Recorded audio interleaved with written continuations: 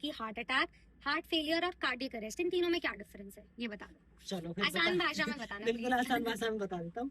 सबसे पहले तो देखो, जो ये हमारा हार्ट है इसमें बहुत सारी चीजें हैं। यहाँ पे एसए नोड, एवी नोड भी रहता है जो इलेक्ट्रिकली सिग्नल पास करता है, उसी के कारण हमारे वेंट्रिकल्स कॉन्ट्रैक्ट होते हैं, जिसके कारण हमारा ब्लड फ्लो होता है। तो अगर उसमें प्रॉब्लम आ जाए, SA node, AV node, electrically problem आ जाए, तो हम उसे बोलते हैं कार्डियक अरेस्ट। ओके, ठीक है। हमारी बॉडी इलेक्ट्रिकली चार्ज है। हाँ, इलेक्ट्रिकली चार्ज है, वो भी बताऊंगा। इसीलिए सोडियम, पोटेशियम, अगर पानी और नमक की कमी, हाँ इलेक्ट्रोलाइट्स की कमी हो जाती है ना कभी कभी, हमें बीपी लो हाई बहुत ज्यादा हो जाता है। अब उसके कारण तो हमारा हो गया हार्ट कार्डियक अरेस्ट। अब हम समझते हैं हार्ट फेलियर क्या होता है।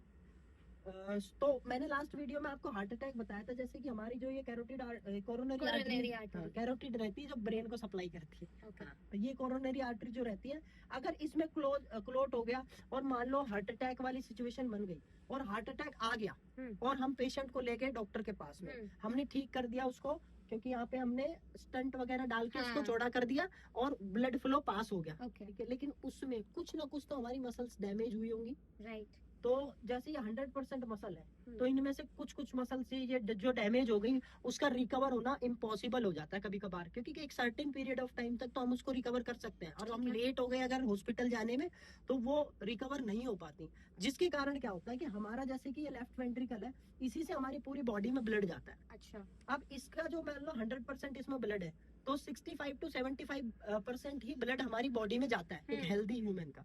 लेकिन जिनको हार्ट अटैक आ जाता है और हार्ट अटैक के बाद में उनका वो कम हो जाता है, किसी का 50 भी हो जाता है, किसी का 40, तो 40-50 इतना पहुंच जाता है मसल डैमेज की वजह से। हाँ, मसल डैमेज की वजह से, क्योंकि वो ताकत ही नहीं रही उतनी मसल में कि वो ब्लड को पंप कर पाए।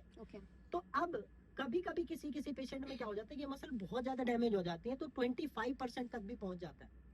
अब 25 से जैसे ही नीचे नीचे जाएगा तो यूं लगा लो कि हार्ट फेलियर की कंडीशन बढ़ती जाएगी। उस पेशेंट को हम बोलेंगे कि हार्ट फेलियर की कंडीशन में है।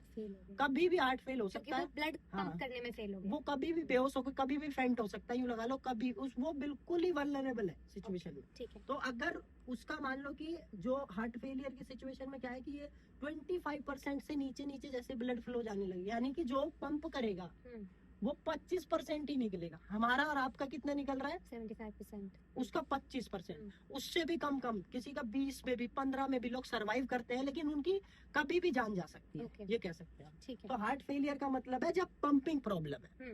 ठीक है। तो तीनों चीजें मैंने बताई। कार्डियक अरेस्ट मतलब इलेक्ट्रिकल प्रॉब्लम, और हार्ट अटैक मतलब की क्लोट हो गया है ना, और हार्ट फेलियर मतलब आपके पंपिंग प्रॉब्लम। Thank you.